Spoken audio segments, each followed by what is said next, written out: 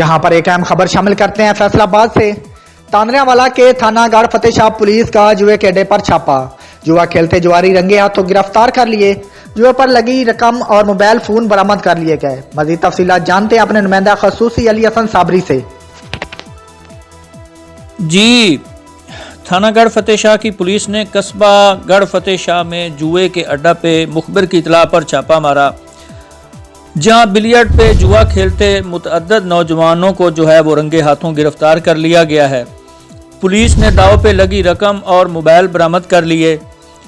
Police थाना गढ़ ने मुलजमान के खिलाफ मुकदमा दर्ज करते हुए मजीद तफ्तीश का आगाज कर दिया है। जी।